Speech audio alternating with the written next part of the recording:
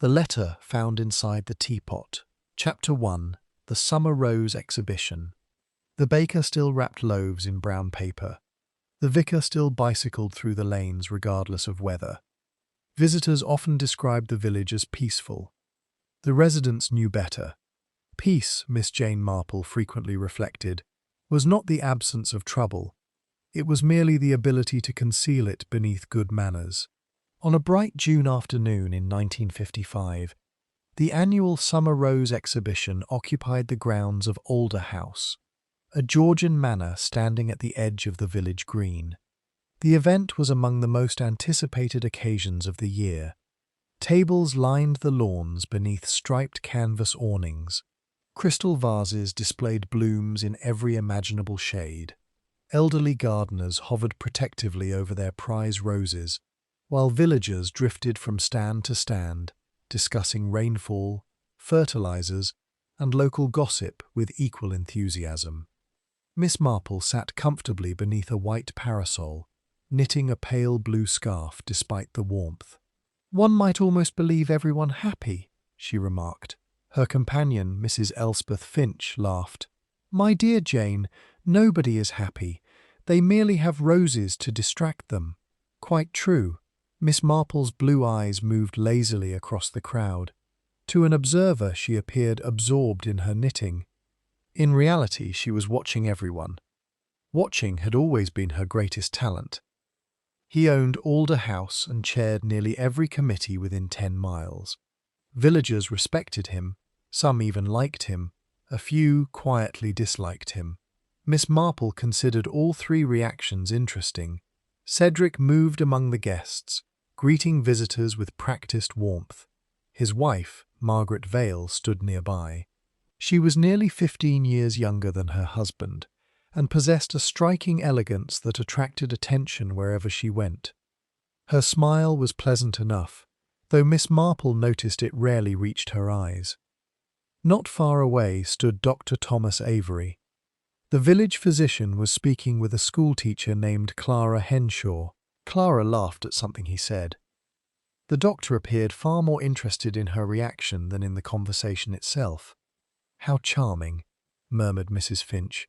"What is?" The doctor and Clara. Miss Marple's needles clicked softly. "Yes, though I suspect Mrs. Avery may not find it quite so charming." Mrs. Finch followed her gaze. Across the lawn, Helen Avery pretended to examine a display of climbing roses. Her expression suggested she was counting every word exchanged between her husband and Clara. "Good heavens," whispered Mrs. Finch. "Exactly." A brass band began playing near the fountain. Children ran between the tents. The exhibition appeared destined to be another successful village tradition. Then an argument interrupted the music.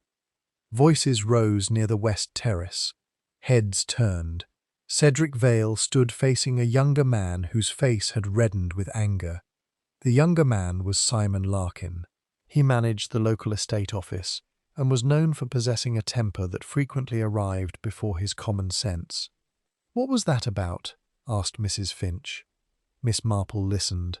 The distance obscured most of the words. Not all of them. "You promised." That was Simon. Then, "Not here," Cedric's voice.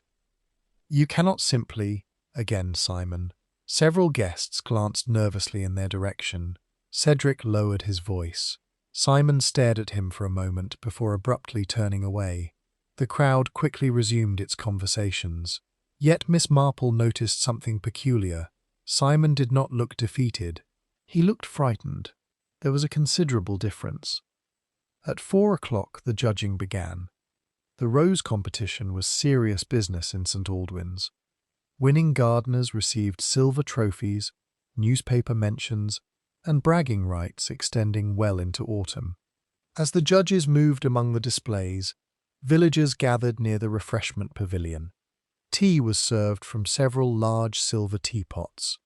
The oldest of them belonged to Alder House itself, an ornate Victorian piece polished until it gleamed beneath the sunlight. Margaret Vale personally supervised the refreshments. "You've hardly eaten anything," remarked Clara Henshaw. Margaret smiled faintly. "I've been busy. You seem tired." "A great many things are tiresome." The remark appeared unusually sharp. Clara looked surprised. Margaret immediately softened. "Forgive me. Organizing this exhibition has consumed my patience." Clara accepted the explanation. Miss Marple, observing from across the lawn, did not. People often revealed more through brief irritations than lengthy speeches. A moment later, another guest approached Margaret. It was Arthur Bell, the village solicitor. His normally cheerful face looked troubled. They spoke quietly. Margaret stiffened. Arthur said something further. She shook her head sharply. The solicitor walked away. Miss Marple made a small mental note. One never knew which notes would later become important. The awards ceremony commenced shortly after 5. Cedric Vale delivered the customary speech. He thanked the judges. He congratulated the gardeners. He praised community spirit. The villagers applauded dutifully. When the ceremony ended, many guests began preparing to leave. Several lingered for a final cup of tea. Others wandered through the gardens. The atmosphere remained pleasant, almost festive. No one noticed that Cedric Vale had disappeared. Not at first. The discovery came 20 minutes later. A maid from Alder House emerged from the manor looking pale. She approached Margaret, whispered something. Margaret's expression changed instantly. The colour drained from her face. "What is it?" asked someone nearby. Margaret did not answer. Instead, she hurried toward the house. Several guests followed. Curiosity travelled quickly in villages. Within moments, dozens of people were crossing the lawn. Miss Marple rose carefully. Mrs. Finch gripped her arm. "Something has happened." "Yes," said Miss Marple quietly. "I believe it has." The library at Alder House occupied the western wing. It was a handsome room lined with bookshelves and dark oak furniture. The curtains had been partially drawn against the afternoon sun. Cedric Vale sat behind his desk. Or rather, he appeared to be sitting. His body leaned forward awkwardly. One hand rested near an open ledger, the other hung motionless at his side. A small porcelain teacup lay shattered on the carpet. The room had fallen utterly silent. Dr. Avery stepped forward first. He examined the body. The villagers watched anxiously. After a long moment he stood. His face was grave. "He is dead." Nobody spoke. Margaret swayed slightly. Arthur Bell moved quickly to support her. Several women gasped. Someone began crying. Miss Marple remained near the doorway, watching. Always watching. "That's odd." "What is?" asked Arthur. Dr. Avery pointed towards Cedric's throat. There was a faint discoloration near the neck. Not a wound. Not exactly. "We must call the police immediately." Margaret stared at her husband's body.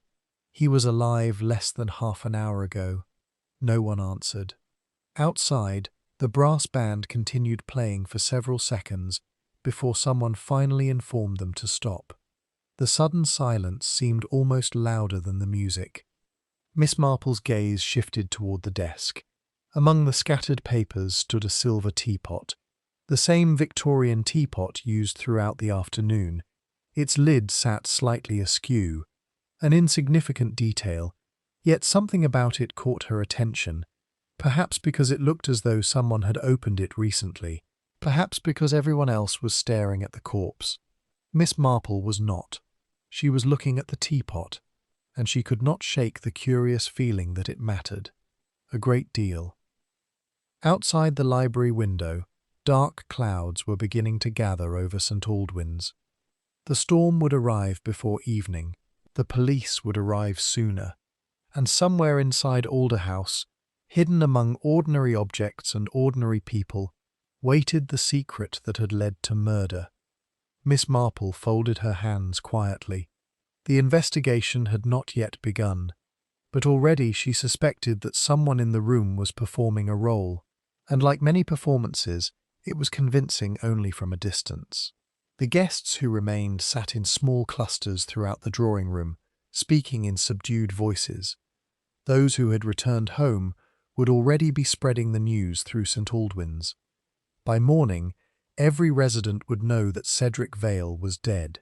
Inspector Graves entered the library with the deliberate calm of a man accustomed to unpleasant surprises. He was in his late 40s, broad-shouldered, and possessed a practical face that suggested little escaped his notice. Unfortunately, Miss Marple often found that police officers noticed facts more readily than people, and facts alone rarely solved murders. "Which is it? I don't know yet." The honesty seemed to irritate him slightly.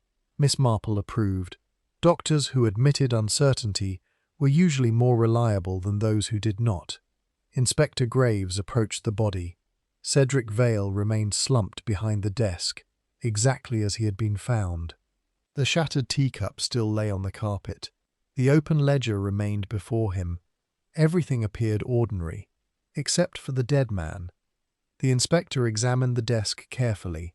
His gaze moved across scattered papers, a fountain pen, several envelopes, and finally the silver teapot. Was tea served from this? "Yes," replied Margaret Vale. Her voice sounded strained but controlled. "The same pot used throughout the afternoon." The inspector nodded. "Has anyone touched it since Mr. Vale was discovered?" "No." "Good." A police photographer began documenting the room. The flash briefly illuminated every face. Miss Marple observed the reactions. Margaret Vale stared blankly ahead. Arthur Bell looked exhausted. Simon Larkin appeared increasingly nervous. Helen Avery watched everyone except her husband, and Clara Henshaw seemed unable to stop glancing toward the library door, as though wishing to escape. Interesting. Fear manifested differently in every person. An hour later, the first surprise emerged. A constable carefully lifted the silver teapot. Something rattled inside. The sound was unexpected. Everyone turned. Inspector Graves looked up sharply. What was that? The constable shook the teapot gently. The noise came again. A distinct rustling, not liquid, paper. The inspector frowned. "There shouldn't be paper inside a teapot." "No, sir." "Open it." The room became completely silent. The constable removed the lid. At first nothing appeared unusual. Then he reached inside. His fingers extracted a tightly folded piece of paper. A murmur spread through the room. Inspector Graves took the paper carefully. What on earth? The document was yellowed with age. Its folds suggested it had been hidden for many years. Yet someone had recently placed it inside the teapot. The inspector unfolded it. His expression changed instantly. "What is it?" asked Arthur Bell. Inspector Graves read silently. Then again, the room waited. Finally he looked toward Margaret Vale. "Mrs. Vale." She raised her eyes. "Do you recognize this?" He handed her the letter. Margaret accepted it. As she read, the colour disappeared from her face. For a moment she seemed unable to breathe. Arthur Bell stepped closer. "Margaret?" She did not answer. Her hands trembled visibly. Inspector Graves took the letter back. "What does it say?" demanded Simon Larkin. The inspector hesitated. Then he read aloud. "If you receive this letter, it means I have finally decided to tell the truth. 22 years ago, a terrible mistake was made. A child was taken from his rightful family and raised under a false name. The man responsible has lived among us ever since. I can no longer remain silent." The room froze. The inspector continued, "Evidence exists. Proof survives. Should anything happen to me before I speak publicly, the truth must be revealed." The letter ended without a signature. No date, no indication of its author, only a final sentence. "The past does not stay buried forever." Silence followed. Rain tapped steadily against the windows. Miss Marple glanced around the room. Every face had changed. Some appeared shocked, others frightened. One face, however, displayed something entirely different: recognition. It lasted less than a second, yet she saw it. The expression belonged to Simon Larkin. Inspector Graves folded the letter carefully. Who knew about this? Nobody answered. "Come now. Someone must know something." Again silence. Margaret spoke first. "I've never seen it before." Arthur Bell nodded. "Nor have I. What about Mr. Vale?" Margaret hesitated. "I don't know." Inspector Graves looked toward Simon. "Mr. Larkin?" "No." The answer arrived too quickly. The inspector noticed. "So that's a no?"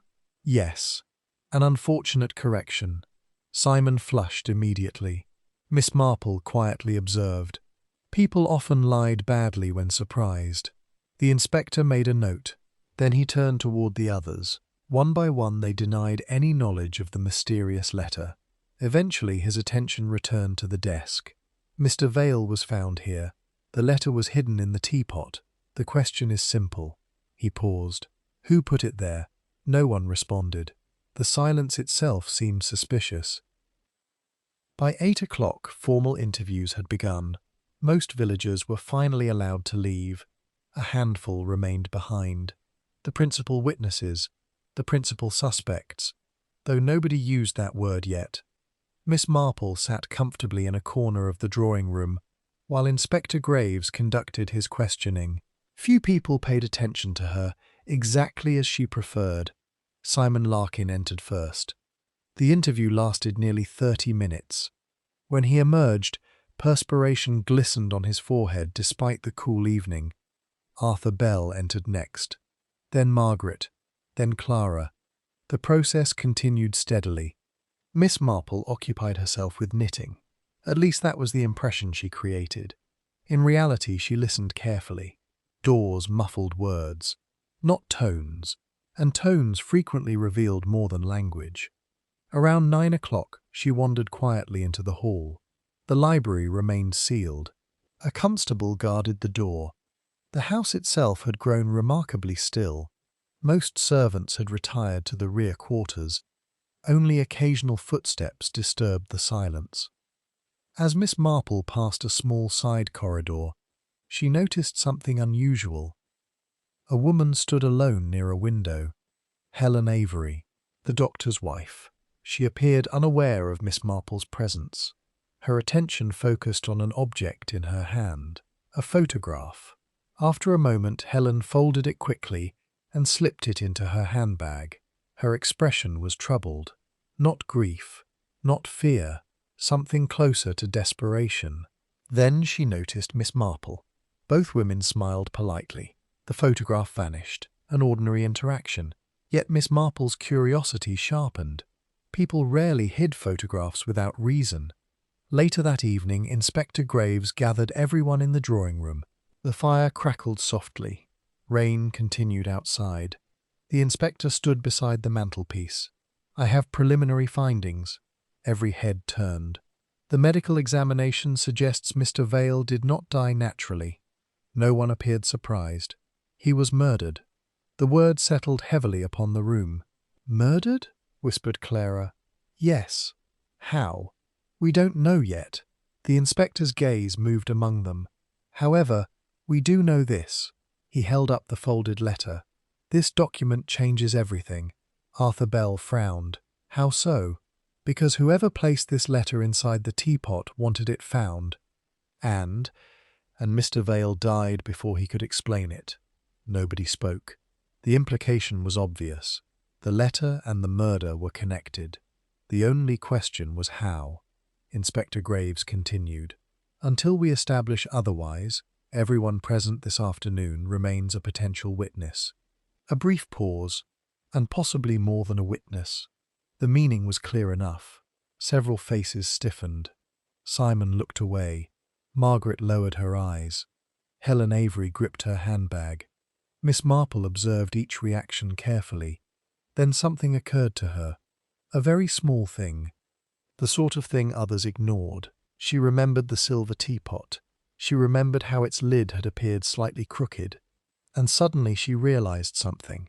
If the letter had been hidden there recently, someone must have opened the teapot while tea was still being served, which meant the act carried a risk. A considerable one. People generally avoided unnecessary risks, unless they were desperate, or unless they needed the letter discovered at a specific moment. Miss Marple's knitting paused briefly. A thought had begun forming. Not a conclusion, merely a possibility. But possibilities, she knew, were often the first threads that eventually unravelled an entire mystery. And somewhere inside Alder House, another person was beginning to realise that the hidden letter had not disappeared with Cedric Vale. It had surfaced, and with it, secrets buried for more than 2 decades. Secrets someone might be willing to kill again to protect. Chapter 3. The Child Who Never Belonged. The following morning dawned grey and damp. Rainwater still clung to the rose bushes surrounding Alder House, weighing down the blooms that had seemed so bright and cheerful only a day before. St. Aldwyn's awoke to murder, and, perhaps more importantly, to mystery. By 8:30, nearly every resident had heard some version of the story. Most versions were incorrect. That never prevented anyone from repeating them. The postmistress believed Cedric Vale had been poisoned by foreign agents. The butcher's wife was convinced the mysterious letter concerned a hidden fortune. 3 separate villagers claimed to know the identity of the letter's author. None of them agreed. Miss Marple, seated in her cottage garden with a cup of tea, regarded these developments with mild amusement. Human beings, she often reflected, disliked uncertainty. When facts were absent, imagination eagerly filled the gaps. Mrs. Finch arrived shortly before 9. She carried a basket of scones and enough gossip to occupy an entire afternoon. "Jane," she announced breathlessly, "you will never guess what people are saying." "That has never stopped them from saying it." Mrs. Finch laughed despite herself. "Apparently Cedric Vale had a secret son." "Only one? What do you mean?" "In similar situations, people generally acquire at least 3. Mrs. Finch settled into a chair. "You always make light of everything." "No, merely human nature." The conversation soon turned to the anonymous letter. The village had become fascinated by the reference to a child raised under a false name. Nobody could discuss anything else. "Do you think it's true?" asked Mrs. Finch. "I imagine some part of it is." "Which part?" Miss Marple considered. The writer expected the letter to matter. That seems obvious. Not quite. She stirred her tea thoughtfully. If one wishes to create mischief, there are simpler methods than hiding a document inside a teapot. Mrs. Finch blinked. "I hadn't thought of that. Most people haven't." That, Miss Marple knew, was often the advantage. At Alder House, Inspector Graves faced a different problem. The number of rumours was multiplying faster than the number of facts. His morning began with another round of interviews.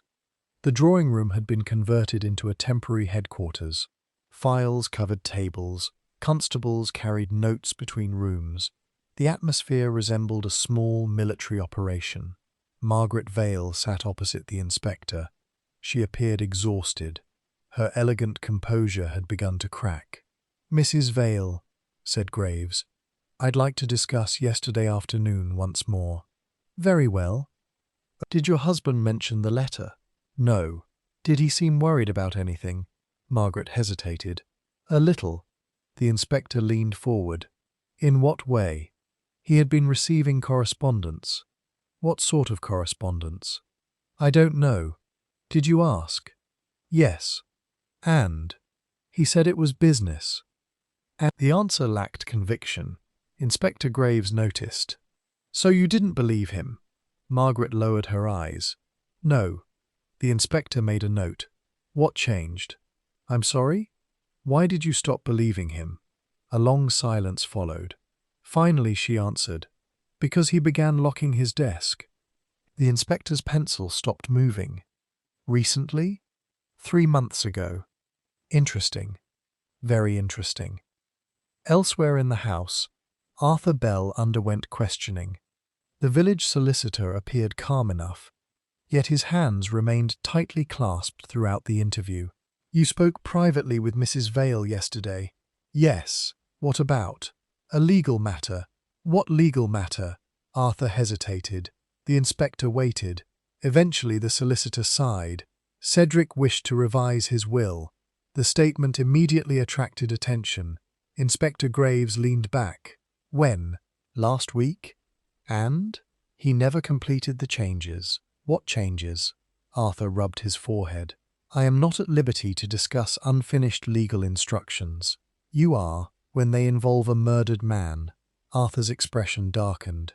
For several seconds he seemed to debate the matter internally. Then he spoke. The revisions would have substantially reduced certain charitable donations. Why? I wasn't told. Who benefited instead? Arthur hesitated again.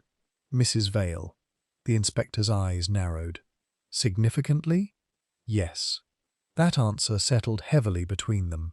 A motive had begun to emerge. Not proof, but a motive, and motives were rarely ignored. Meanwhile, Simon Larkin spent the morning attempting to appear unconcerned. The effort failed.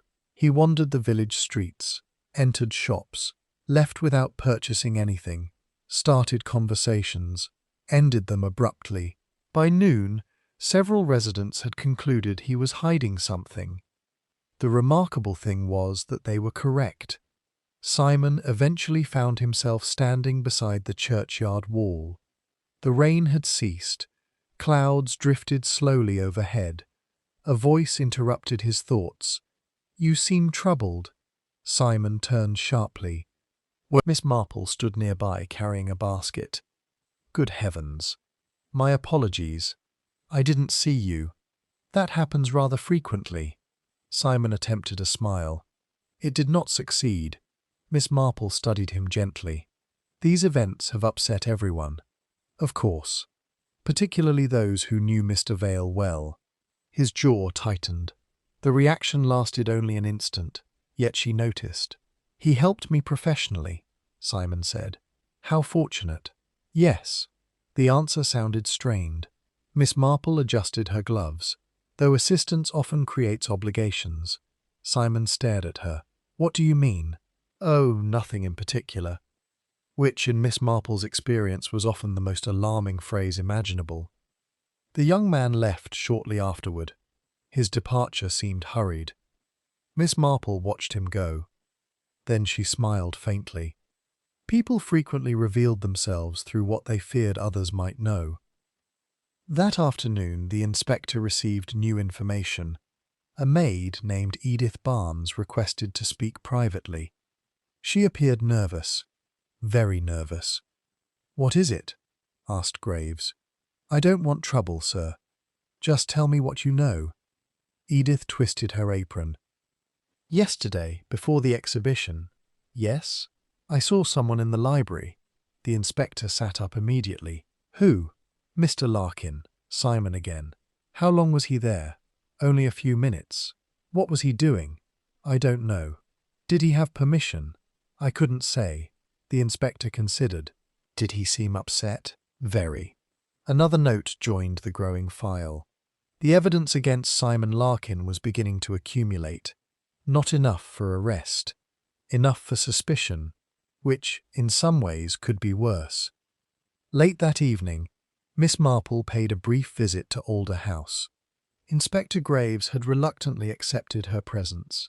He viewed her as harmless. This misconception proved useful. The library remained closed. However, she obtained permission to examine the refreshment pavilion where tea had been served. The area had already been searched, several times. Nothing significant had been discovered. Miss Marple wandered among the tables. A cool breeze stirred the canvas awnings. The grounds stood deserted. For several minutes she simply observed. Then she noticed something. A tiny detail, almost laughably insignificant. Near one of the serving tables stood a wastebasket. Inside lay crumpled napkins, paper cups, and miscellaneous rubbish. Among them rested a torn envelope. Miss Marple carefully retrieved it. Only a fragment remained. Most of the writing had been destroyed. Yet one line survived. Just 4 words. The truth about Daniel. Nothing more. No surname, no address, no context. Daniel. The name meant nothing. At least not yet. Miss Marple examined the fragment thoughtfully. The anonymous letter had spoken of a child raised under a false identity. Now another document referred to the truth about Daniel. Coincidence was always possible. She simply disliked relying upon it. The fragment disappeared into her handbag. That night, while rain once again drifted across St. Aldwyn's, Inspector Graves reviewed his notes. Margaret Vale had financial motive. Simon Larkin had suspicious behaviour. The anonymous letter remained unexplained. And somewhere within the mystery lurked an unidentified child whose existence seemed connected to everything. The inspector believed he was making progress. Miss Marple, sitting quietly beside her fire, was less certain. Because one detail continued troubling her, a contradiction, a very small contradiction. So small that nobody else had noticed it. Simon Larkin claimed he had never seen the anonymous letter before it was read aloud. Yet when the inspector had first displayed it, Simon's reaction had not been surprise. It had been recognition. The distinction mattered enormously. Either Simon knew more than he admitted, or he recognized something else entirely. Not the words, not the message. Something about the letter itself, its paper, its handwriting, its folds, its origin. Miss Marple stared into the flames. The answer remained hidden, for the moment, but she had learned long ago that lies rarely existed alone. They attracted companions, and sooner or later one lie would lead her directly to the truth. Far away, in a locked bedroom at Alder House, another person sat awake in darkness, listening to the rain, thinking about a name that had remained buried for 22 years, Daniel, and wondering how much longer the secret could survive. Chapter 4. A Photograph in the Handbag. The following day brought sunshine, not the confident sunshine of midsummer, but the tentative sort that appeared after rain, as though uncertain whether it would be welcomed. St. Aldwyn's accepted it gratefully. The village, however, showed no signs of recovering its peace. Murder had a habit of lingering. Long after police departed and newspapers lost interest, the memory remained. Miss Marple knew this better than most. Human beings seldom forgot tragedy. They simply learned to speak about it more quietly. At 9 o'clock that morning, Helen Avery arrived unexpectedly at Miss Marple's cottage. The doctor's wife appeared surprised to find herself there, which suggested she had come impulsively. Impulsive visits often proved revealing. Miss Marple welcomed her warmly. Tea was served. Polite conversation followed. Only after 10 minutes did Helen reveal the true purpose of her visit.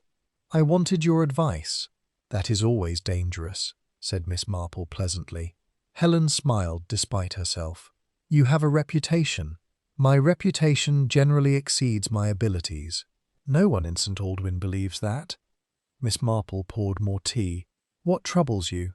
Helen hesitated, then looked down at her cup. "Do you think people can ever truly escape the past?" An interesting question, particularly under the circumstances. "Sometimes," said Miss Marple. "And sometimes?" "The past refuses to cooperate." Helen fell silent. Her fingers tightened around the teacup. For several moments neither woman spoke. Finally Helen opened her handbag. She withdrew a photograph. The same photograph Miss Marple had glimpsed 2 nights earlier. "I suppose I should show someone." Miss Marple accepted it carefully. The image was old, at least 20 years old, perhaps older. The photograph depicted a young woman standing beside a baby carriage. Nothing unusual about that. What caught Miss Marple's attention was the woman's face. She recognized it immediately. Margaret Vale, only much younger. The baby carriage stood partly turned away from the camera. Its occupant was impossible to identify. Miss Marple examined the image thoughtfully. "Where did you find this?" Helen swallowed. "In my husband's desk." That answer surprised her. Not because of the photograph, because of the location. "Recently?" "Last week." "And you said nothing?" Helen laughed bitterly. "What exactly should I have said?" "A fair point. Miss Marple returned the photograph. Why does it concern you? Helen stared toward the window. Because Thomas claimed he'd never seen it before. And you didn't believe him? No. The answer arrived instantly. That interested Miss Marple even more. Marriage often provided remarkable expertise in deception. Spouses frequently became skilled observers of dishonesty.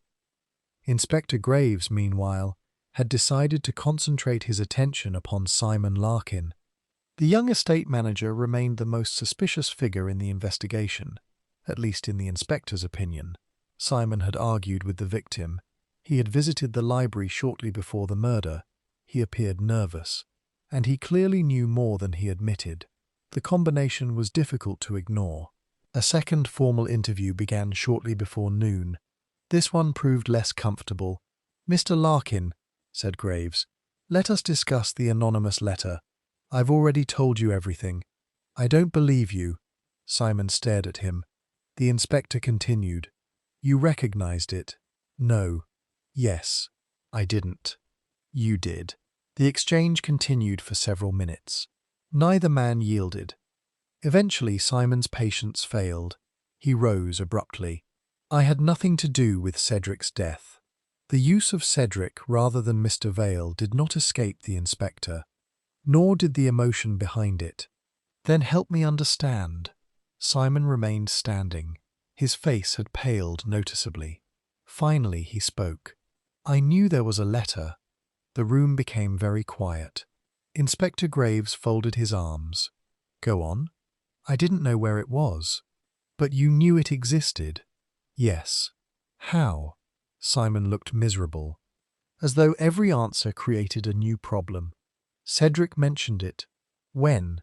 "3 weeks ago." The inspector's interest sharpened. "What exactly did he say?" Simon hesitated. Then, "He said someone intended to ruin him. Using this letter?" "Possibly." "And who was that someone?" "I don't know." The inspector studied him carefully. The statement felt incomplete. Not necessarily false, incomplete. There was a difference. That afternoon brought another unexpected development. A telephone call arrived from London. Inspector Graves listened quietly and asked several questions, then thanked the caller and hung up. His expression suggested the information mattered a great deal. Arthur Bell happened to be present. "What is it?" The inspector considered. "Interesting news." "About what?" "The letter." Arthur immediately sat upright. "What about it?" "It wasn't written recently." Miss Marple, who had been quietly knitting nearby, lifted her eyes. The inspector continued. "Experts examined the paper. And? The letter itself is approximately 22 years old." Arthur blinked. 22? Approximately. The room fell silent. 22 years. Exactly the same period mentioned within the document. Exactly the same period during which the mysterious child had supposedly been raised under a false identity. Miss Marple's knitting paused briefly. Coincidences were becoming increasingly scarce. Later that evening, she visited the churchyard, not because she expected to find clues, because churchyards encouraged thought. One could walk among old stones and consider matters from a useful perspective. Human beings frequently imagined their secrets permanent. Churchyards suggested otherwise. As she passed the yew trees near the rear wall, she heard voices, low voices, arguing. Miss Marple stopped. The speakers remained hidden beyond a hedge. She recognized one voice immediately, Margaret Vale. The second belonged to Arthur Bell. Their conversation drifted through the leaves. "Should have told me years ago," Margaret's voice. "I was trying to protect you." "Arthur, protect me. You don't understand." "Then explain." A pause followed. Then Margaret spoke again. Her voice sounded strained. "If this becomes public, everything changes." Miss Marple listened carefully. Arthur answered, "It may already be too late." Silence followed, then footsteps. The conversation ended. Miss Marple moved quietly away before either could discover her presence. The exchange had revealed very little, yet one phrase lingered. Everything changes. People rarely used such language unless something significant was at stake. That night Miss Marple spread several notes across her sitting room table. The photograph, the anonymous letter, the torn envelope mentioning Daniel, the various interviews. Individually they seemed disconnected. Together they suggested a pattern. Not a complete pattern, only the outline of one. She picked up the photograph again. Young Margaret beside a baby carriage. 22 years ago. Approximately the same age as the letter. The same period repeatedly emerging from the investigation. Miss Marple examined the image more closely, then suddenly froze. A detail she had overlooked. A very small detail, the sort of thing most people ignored. Pinned to Margaret's coat was a flower, not a rose, not a daisy, a white camellia. Miss Marple's eyes narrowed. She had seen that flower recently, very recently. Not in a garden, not in a vase. On stationery. A sheet of stationery. The memory surfaced gradually, then completely. The torn envelope. The fragment discovered near the refreshment pavilion. The paper had carried a faint embossed symbol in one corner, a white camellia. Miss Marple sat back slowly. The connection might mean nothing, or it might mean everything. Either way, it deserved attention. Outside, evening shadows lengthened across the village. Inside Alder House, Inspector Graves remained convinced he was closing in on Simon Larkin. The evidence appeared increasingly favourable. Miss Marple, however, had begun to suspect something else. The investigation was looking in the wrong direction. Not entirely wrong, but wrong enough, because the deeper she examined the mystery, the less it resembled a dispute between Cedric Vale and Simon Larkin. Instead, it resembled something older, something buried, something carefully hidden for more than 2 decades. And somewhere within that forgotten past waited the truth about Daniel. A truth that at least one person feared more than a murder charge. Chapter 5. The White Camellia Correspondence. Inspector Graves intended to arrest Simon Larkin. The news spread with astonishing speed. By 10 o'clock it had reached the butcher, the baker, the post office, and 3 separate gardeners, who claimed to have predicted it from the beginning. None of them had. That did not discourage them. Miss Marple heard the rumour while purchasing marmalade. By the time she returned home, Mrs. Finch was already waiting at her gate. "They've finally done it." "Done what?" "Simon Larkin." Miss Marple opened the gate. "Has he confessed?" "No." "Then what have they done?" Mrs. Finch looked momentarily disappointed. "Nothing yet." "Ah, but everyone says he's guilty." Miss Marple smiled faintly. "Everyone usually does." At Alder House, Inspector Graves reviewed the evidence one final time. The case against Simon appeared persuasive. He had quarrelled with Cedric Vale publicly. He had admitted knowing about the anonymous letter. A servant had placed him inside the library shortly before the murder, and, perhaps most importantly, he was hiding something. The inspector disliked hidden things. They frequently indicated guilt. A constable entered the room. "Sir?" "Yes?" "Mr. Larkin has arrived." "Good." The inspector closed his notebook. The time had come. Simon appeared exhausted. He had slept poorly. His eyes revealed it. The strain of suspicion had begun wearing him down. Inspector Graves gestured toward a chair. "Sit down." Simon obeyed. For several moments neither man spoke. Then the inspector began. "I believe you're withholding critical information." Simon looked away. "You have every opportunity to correct that." Silence. The inspector continued. "You argued with Cedric Vale." "Yes." "You knew about the letter." "Yes." "You visited the library before the murder." "Yes." Each admission sounded heavier than the last. The inspector leaned forward. "Why?" Simon rubbed his face. For a long moment he seemed to debate whether resistance remained worthwhile. Finally he exhaled heavily. Because Cedric asked me to. The answer surprised everyone, including the inspector. What? He asked me to come. When? That morning. The inspector frowned. Why? Simon's expression darkened. Because he wanted advice. About what? The young man hesitated, then spoke quietly. About Daniel. The room became utterly still. The name had finally surfaced. Not in rumour, not in speculation, directly. Inspector Graves immediately opened his notebook. Who is Daniel? Simon laughed bitterly. If I knew that, none of this would be happening. The interview continued for nearly an hour. By its conclusion, the inspector possessed more questions than answers. According to Simon, Cedric had recently become obsessed with identifying someone named Daniel. He had received letters, anonymous warnings, fragments of information, references to events occurring 22 years earlier. At first he dismissed them, then he grew concerned, then frightened. What exactly did he believe? Asked Graves. Simon shook his head. He never explained completely. But he said Daniel had a claim.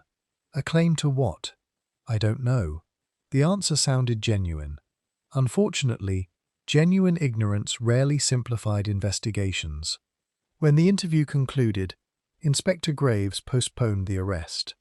The evidence remained troubling, yet something no longer fit. The pieces refused to align, and misaligned pieces bothered him. Meanwhile, Miss Marple pursued a different avenue entirely, the white camellia. The symbol continued occupying her thoughts. By noon she found herself visiting Mrs. Edith Pembroke, the oldest resident in the village, possibly the most knowledgeable, certainly the most observant. Mrs. Pembroke remembered everything, often including matters others wished forgotten.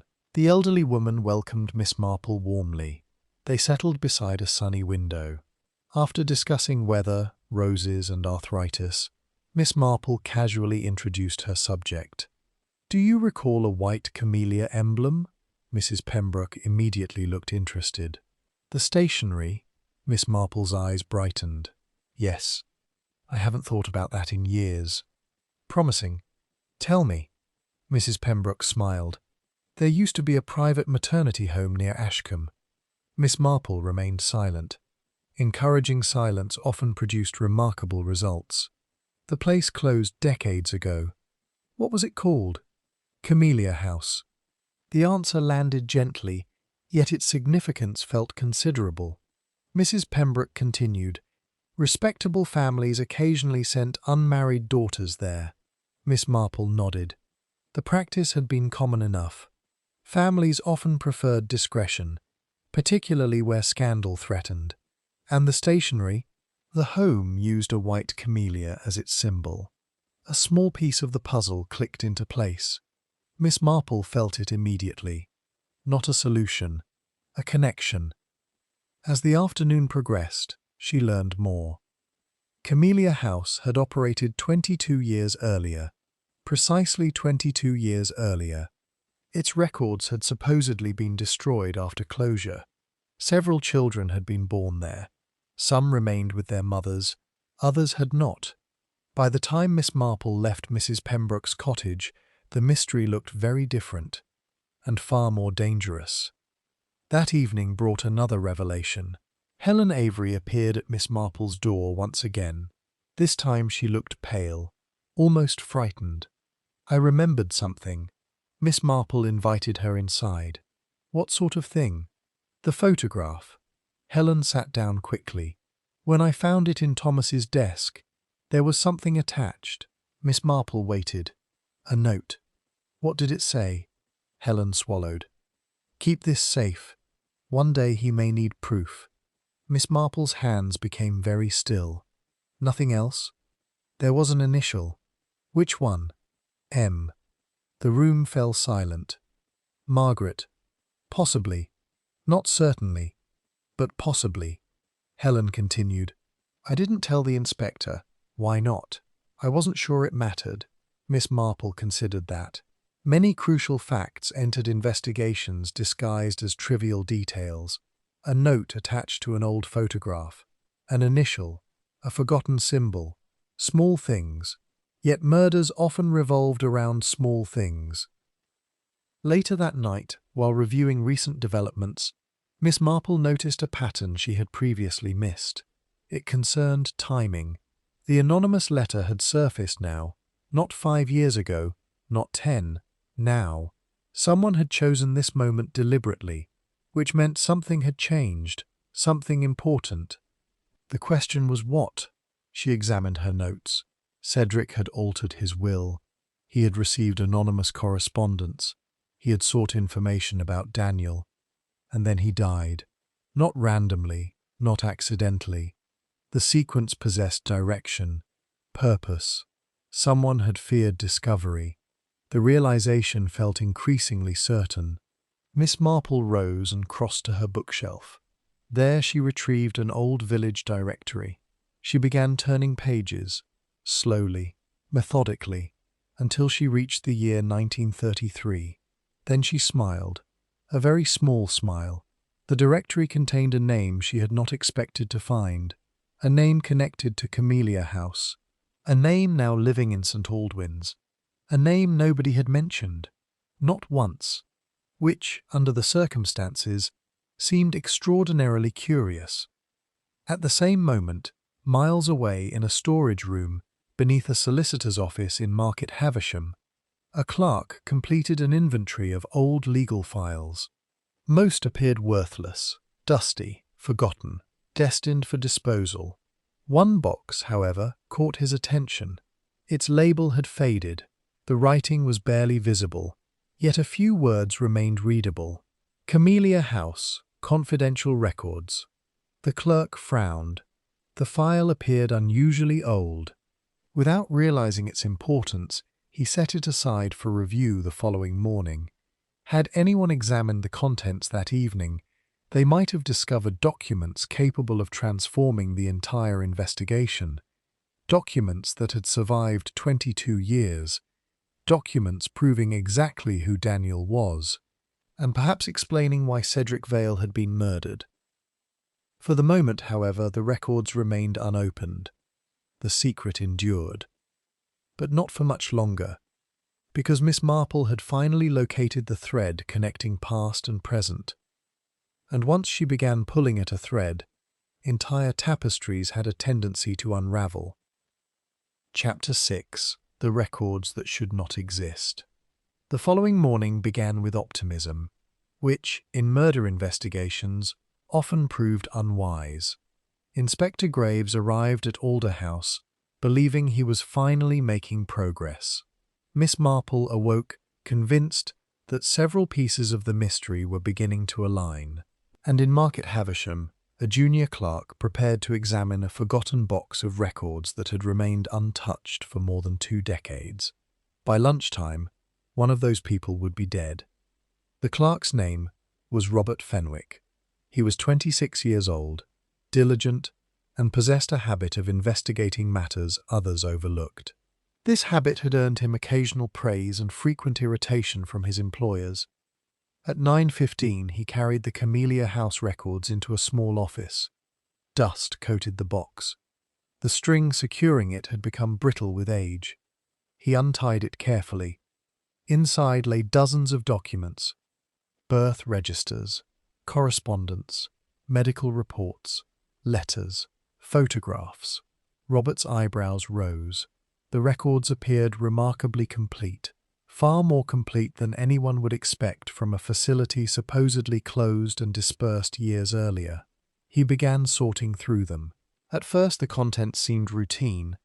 Then he discovered a folder marked Private, to be retained under instruction of A. Bell. Robert frowned. Arthur Bell. The same Arthur Bell who now served as solicitor in St. Aldwyn's. An unusual coincidence. He opened the folder. Within seconds, his expression changed. Meanwhile, Miss Marple sat in her garden reviewing the village directory she had consulted the previous evening. The name she had discovered continued troubling her, not because it appeared, because nobody had mentioned it. That was often more revealing. Human beings frequently forgot unimportant facts. They rarely forgot significant ones. The directory entry concerned a woman named Miriam Cresswell. 22 years earlier, she had served as administrator of Camellia House. Today, she lived quietly in St. Aldwyn's under a different surname. Mrs. Miriam Hartwell, a widow, respectable, polite, almost invisible. Miss Marple knew her slightly. Everyone knew Mrs. Hartwell slightly. Nobody knew her well. The distinction mattered. At 11 o'clock, Inspector Graves received a telephone call. The conversation lasted less than a minute, yet when he replaced the receiver, his face had hardened. A constable looked up. "Bad news, sir?" The inspector grabbed his coat. "Possibly. What happened?" "A clerk in Market Havisham failed to arrive for an appointment." "That hardly sounds urgent." "It does when someone found blood in his office." The journey took nearly 40 minutes. When Graves arrived, local police had already secured the building. The atmosphere was grim. A detective greeted him at the entrance. "You know the victim?" "No." "You will." The detective led him upstairs. Robert Fenwick lay near a filing cabinet. Death had been swift. A heavy bronze paperweight rested nearby. The murder weapon. There were signs of struggle.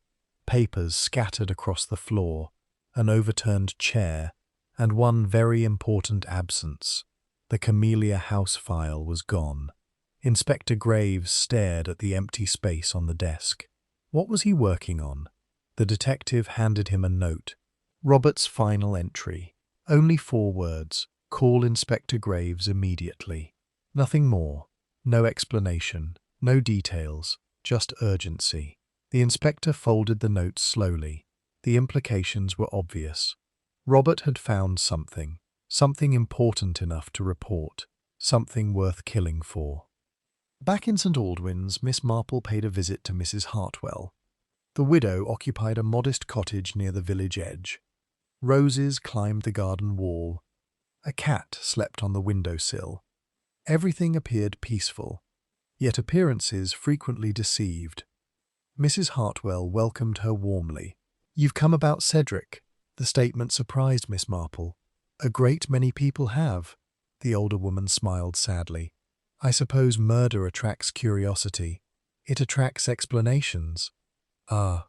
A knowing expression appeared. The 2 women settled in the sitting room. Tea arrived. Polite conversation followed. Eventually Miss Marple asked, "Did you once work at Camellia House?" The effect was immediate. Mrs. Hartwell's teacup stopped halfway to her lips. A silence settled between them. Not a comfortable silence, a measured one. Finally she nodded. "Yes." There seemed little point denying it. "I was administrator there." Miss Marple waited. Mrs. Hartwell stared toward the window. "It was a long time ago. 22 years. Yes. Do you remember Margaret Vale?" Another pause. Longer this time. Then, very clearly, Miss Marple felt a small pulse of satisfaction. The answer had arrived too quickly to be fabricated. Mrs. Hartwell remembered, very well indeed. Their conversation continued cautiously, piece by piece, question by question, without ever directly discussing murder, without ever directly discussing Daniel. Yet by the end of the visit, Miss Marple had learned something significant. Margaret Vale had spent several months at Camellia House in 1933. She had arrived under considerable secrecy, and she had not arrived alone. The realization lingered after Miss Marple departed. Someone else had accompanied her. Someone important. Someone Mrs. Hartwell had deliberately avoided naming. The second major revelation arrived that evening. Inspector Graves returned from Market Havisham, carrying troubling news. He gathered the principal suspects at Alder House: Margaret, Arthur, Simon, Helen, Clara, and, at his reluctant invitation, Miss Marple. The inspector addressed them bluntly. "A second murder has occurred." Shock spread through the room. Margaret gasped. Clara looked horrified. Simon simply stared. Inspector Graves continued. A clerk examining old Camellia House records was killed this morning. The reaction was immediate. Arthur Bell went pale. Not dramatically, not theatrically. Just enough, Miss Marple noticed. So did Inspector Graves. Arthur recovered quickly. Unfortunately, not quickly enough. You seem surprised, Mr. Bell. Arthur forced a smile. Anyone would be. Perhaps. The inspector's gaze remained fixed. Or perhaps you already knew those records existed. No one spoke. The accusation hung heavily in the room. Arthur's composure slipped slightly. Of course I knew. An unfortunate answer. The inspector seized upon it instantly. You did? Arthur realized his mistake. Too late. I mean, I handled legal matters years ago, related to Camellia House, occasionally. The room had become very still. Miss Marple watched carefully. For the first time, suspicion had shifted, not entirely away from Simon, but toward Arthur, and Arthur knew it. Later that night, long after the meeting ended, Miss Marple sat beside her fire, considering everything she had learned. The second murder changed matters profoundly. A killer who acted once might panic. A killer who acted twice possessed purpose, determination, perhaps desperation. She reviewed the facts. Cedric Vale murdered. A hidden letter. Camellia House. Daniel. The missing records. Robert Fenwick dead. A thread connected all of them. She could almost see it now. Almost. Then another memory surfaced, one she had nearly forgotten. During her visit, Mrs. Hartwell had mentioned a particular date, only briefly, almost casually. At the time it seemed insignificant. Now it did not. Miss Marple opened her notebook. There it was, written in her careful hand. October 14th, 1933. Nothing more. No explanation. Just a date. Yet something about it felt important. Very important. Why remember a date after 22 years? Why mention it at all? Miss Marple stared at the entry, then slowly reached for the village directory. Again, because she suddenly realized there might be another event connected to that date. Not a birth, not a death, something else, something capable of explaining everything. Outside, darkness settled over St. Aldwyn. The village slept uneasily.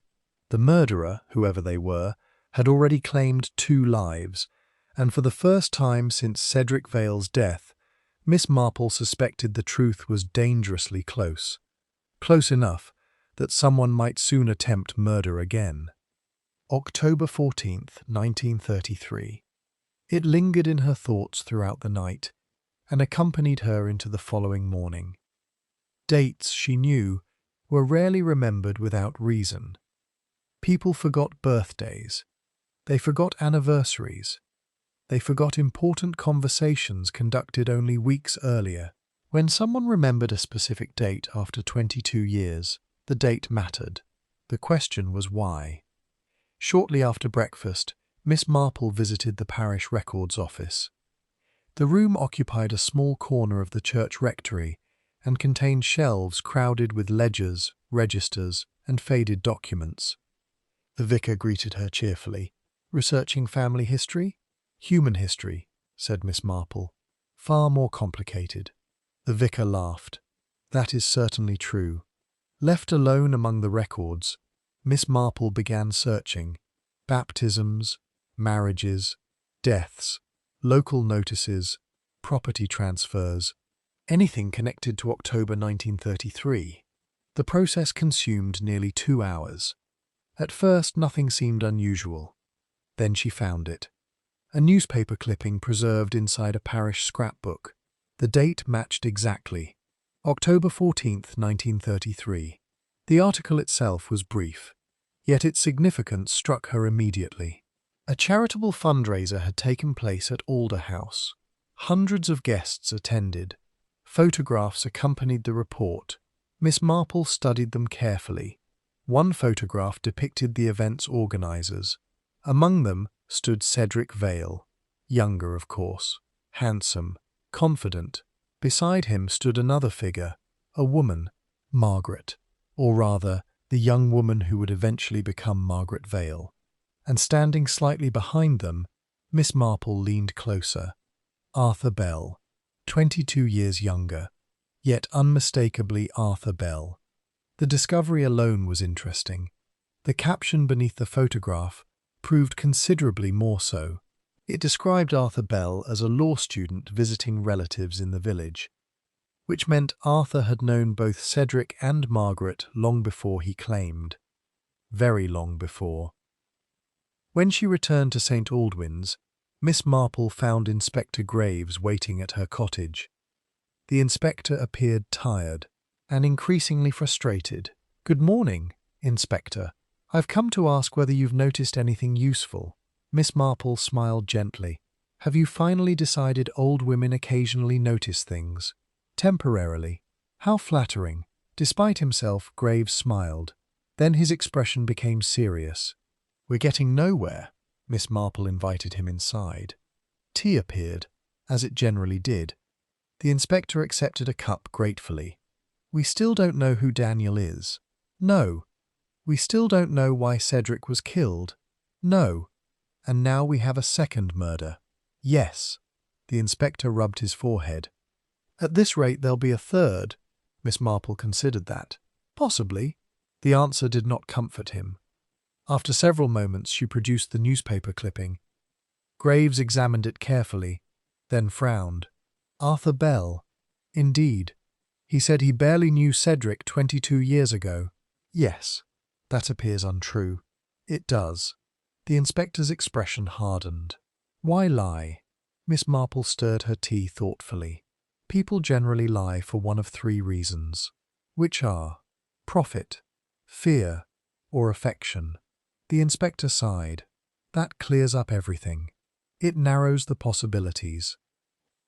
Meanwhile, Arthur Bell was having a difficult day. The pressure had become relentless.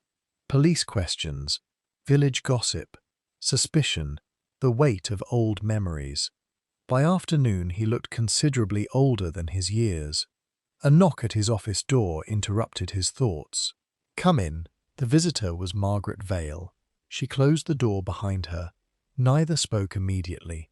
The silence itself suggested familiarity.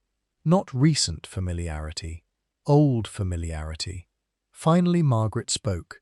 "They know." Arthur looked exhausted. "Not everything. Enough." He nodded reluctantly. "Perhaps." Margaret crossed to the window. "We should have handled this years ago." "How?" "We should have told the truth." Arthur laughed bitterly. "The truth would have destroyed lives." "Perhaps." The answer surprised him. Margaret continued staring outside. "Perhaps the lie destroyed more." For several seconds Arthur said nothing. Then quietly, "Do you think Daniel knows?" Margaret closed her eyes. The question seemed to wound her. "I don't know." The interview lasted nearly an hour.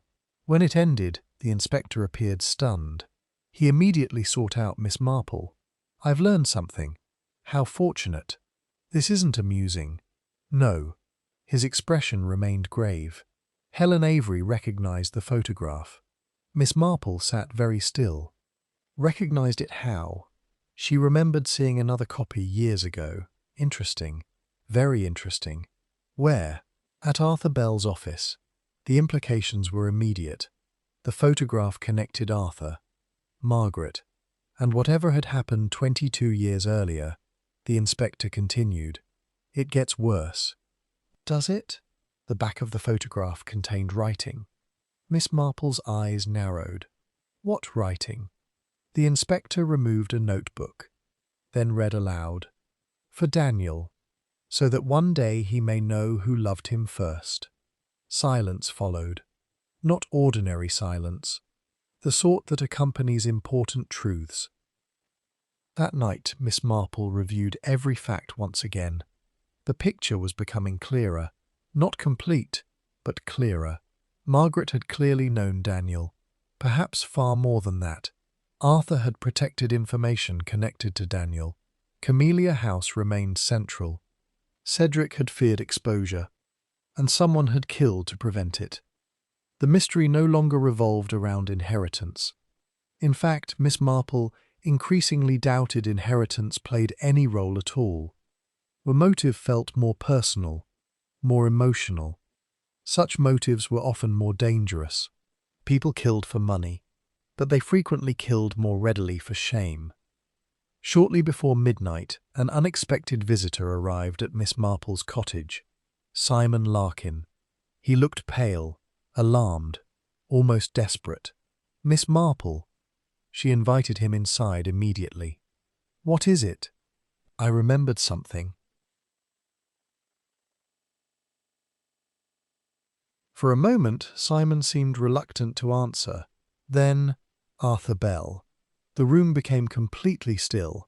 Simon continued. He was searching Cedric's desk. Miss Marple's eyes remained fixed upon him. "Searching for what?" "I don't know." "Did they argue?" "Yes." The answer arrived immediately. "What about?" Simon shook his head. "I only heard part of it." "What part?" The young man hesitated, then quietly repeated the words. "He has a right to know." Silence followed. Then, "Not after all these years." Miss Marple sat back slowly. The conversation explained nothing, yet it illuminated everything. Someone had a right to know. The obvious candidate was Daniel. And if Arthur Bell had argued with Cedric about telling the truth, then Arthur possessed knowledge far deeper than he admitted. Perhaps deep enough to explain the hidden records, the anonymous letter, even murder. Outside, rain began falling once more, softly, steadily. Miss Marple stared into the darkness beyond her window. The truth was drawing nearer, near enough that individual pieces had begun fitting together, near enough that the murderer might soon realize the game was nearly over, and near enough that one final secret, carefully hidden since October 14th, 1933, was preparing to emerge at last. Chapter 8. The Child Behind the Lie. The attack occurred before breakfast. It was clumsy, desperate, and, in Miss Marple's opinion, far more revealing than successful. At 7 o'clock on Thursday morning, Mrs. Miriam Hartwell stepped into her garden to feed the birds. The former administrator of Camellia House followed the same routine every day. A bowl of seed, a cup of tea, 10 quiet minutes beside the rose bushes. That morning, someone was waiting. The assailant emerged from behind the hedge, a dark figure, face concealed, hat pulled low. Before Mrs. Hartwell could react, the figure seized her arm. "Where are they?" The voice sounded distorted, forced, deliberately disguised. Mrs. Hartwell struggled. "I don't know what you're talking about." A lie. Both parties recognized it immediately. The grip tightened. The records. "No. Tell me." The attacker shook her violently. Then, hearing the approach of a milk cart along the lane, released her abruptly. Within seconds, the figure vanished. Mrs. Hartwell collapsed against the garden wall. Shaken, bruised, terrified, but alive. By 8:30, Inspector Graves stood in Mrs. Hartwell's sitting room taking a statement. The attack transformed the investigation instantly. No longer was someone merely protecting an old secret. Someone was actively hunting it. And that meant time mattered a great deal. "Did you recognize the attacker?" asked Graves. "No." "The voice?" "No." "The height?" Mrs. Hartwell hesitated, then shook her head. "I honestly don't know." The inspector looked dissatisfied. Miss Marple, seated nearby, was not. Mrs. Hartwell had answered every question honestly, except one, a fact that interested her greatly. When the interview ended, the inspector departed to organize additional protection. Miss Marple remained. The two women sat quietly for several moments. Then Miss Marple spoke. "You recognized something." Mrs. Hartwell stared at her. Silence. Then, "I beg your pardon?" "The attacker?" "No." "Yes." The answer arrived gently, not accusatory, merely certain. Mrs. Hartwell lowered her eyes. For nearly a minute she said nothing. Then finally, "I recognized the perfume." Miss Marple's eyebrows rose slightly. Not what she expected. A perfume? It sounds absurd. Not at all. Human beings often overlooked scents. They should not. Mrs. Hartwell continued. It was jasmine. The room became quiet. A particular kind. You know it well. The older woman nodded slowly. Very well. Interesting. Extremely interesting. Later that day, Miss Marple received an unexpected visitor, Arthur Bell. The solicitor appeared exhausted. The attack had clearly unsettled him, or perhaps something else had. Either way, his composure was deteriorating. "May I speak with you?" "Of course." Arthur removed his hat. For several moments he stood near the fireplace without speaking. Then finally, "You know." It was not a question. "No," said Miss Marple. "Not entirely." Arthur gave a weary smile. "Close enough." He sat heavily. "I should have told the truth years ago. Most people think that eventually." His expression darkened. "Sometimes eventually is too late." Miss Marple remained silent. Arthur stared into the fire, then began. 22 years earlier, Margaret had not been Margaret Vale. She had been Margaret Ashcombe, 19 years old, unmarried and pregnant. The pregnancy threatened scandal. Her family possessed influence, connections, expectations. A child born under those circumstances would have created enormous embarrassment. Camellia House offered a solution, a discreet one. Margaret was sent away, quietly, temporarily. Officially, she was visiting relatives. Unofficially, she was waiting to give birth. Miss Marple listened without interruption. Arthur continued, "I was studying law." "And you knew her?" "Yes." The answer emerged softly, painfully. Miss Marple suddenly understood. Not everything.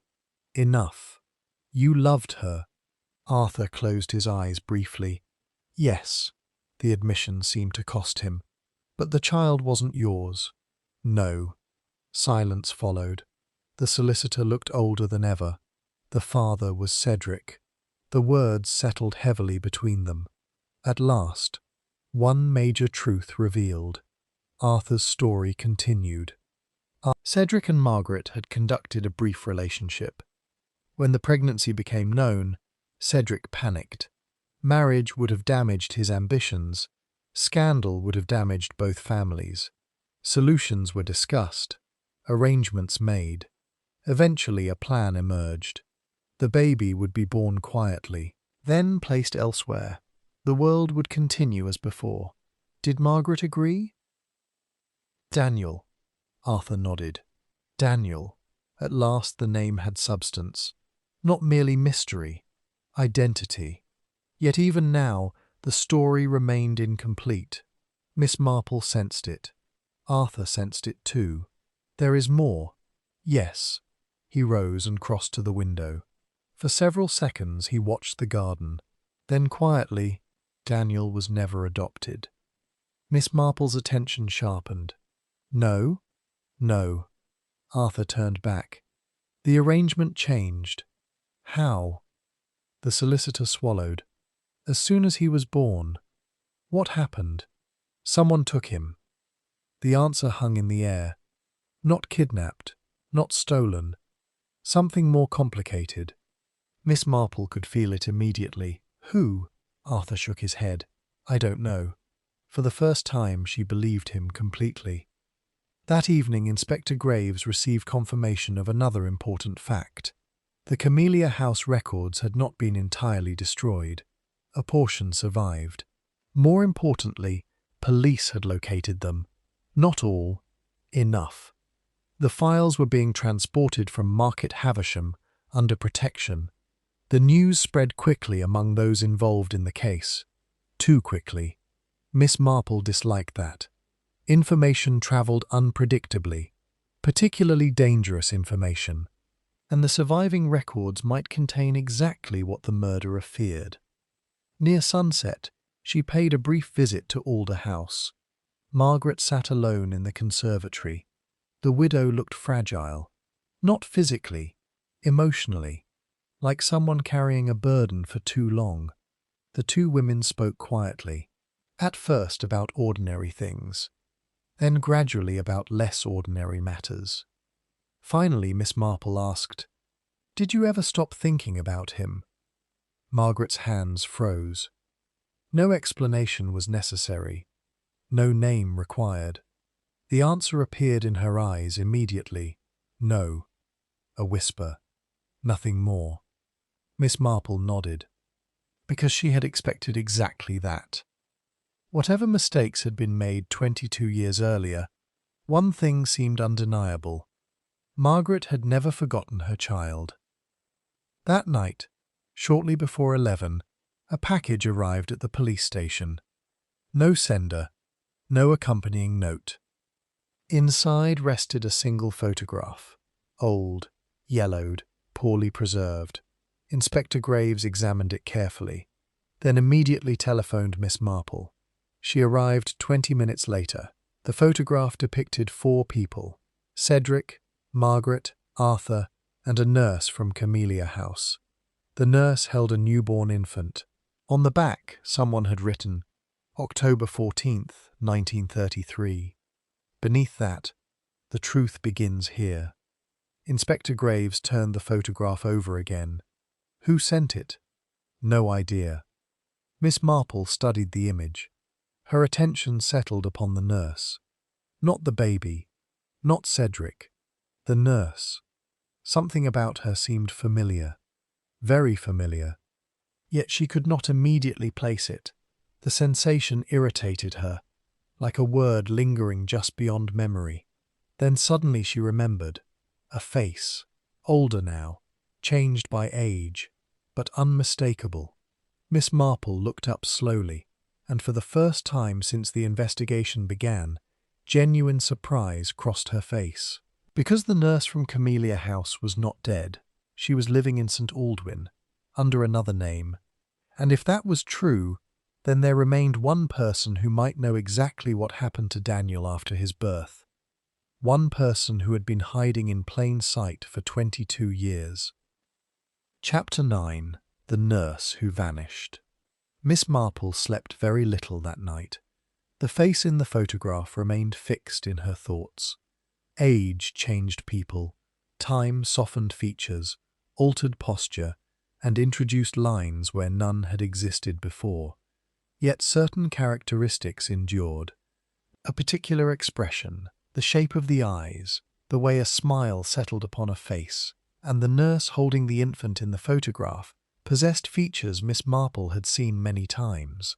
The realization had arrived so suddenly that it continued to feel improbable, not impossible, simply improbable, which was often the hallmark of truth. Early the following morning, she visited the village florist. The establishment belonged to Mrs. Violet Mercer, a pleasant widow in her 60s who supplied flowers for weddings, funerals, church services, and nearly every significant event in St. Aldwyn. Nobody paid much attention to Mrs. Mercer, which was unfortunate. People who attracted little attention often noticed everything. Miss Marple entered shortly after opening. The scent of lilies and roses filled the air. Mrs. Mercer smiled warmly. "Good morning, Jane." "Good morning, Violet." For several minutes they discussed flowers. Miss Marple considered this essential. Direct questions often produced guarded answers. Indirect conversations rarely did. Eventually, she introduced the photograph. Mrs. Mercer's smile faded immediately. Not dramatically, but unmistakably. "There are some faces one never expects to see again," she said quietly. Miss Marple sat very still. "So it is you?" Mrs. Mercer nodded. "Yes."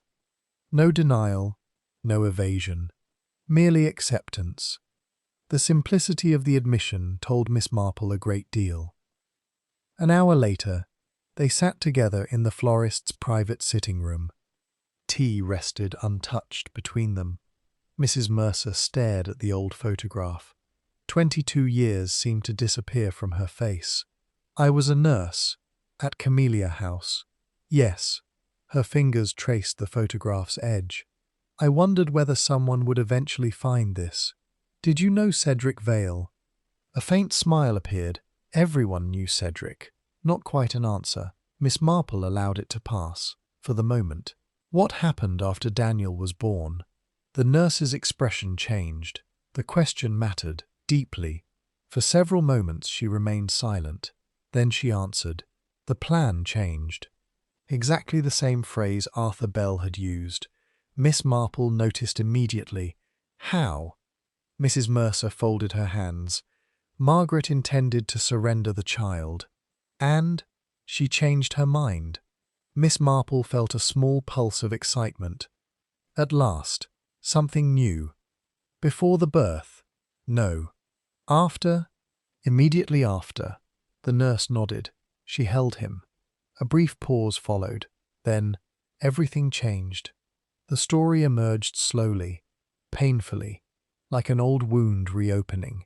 Margaret had agreed to the arrangement before delivery. She had repeated the agreement several times.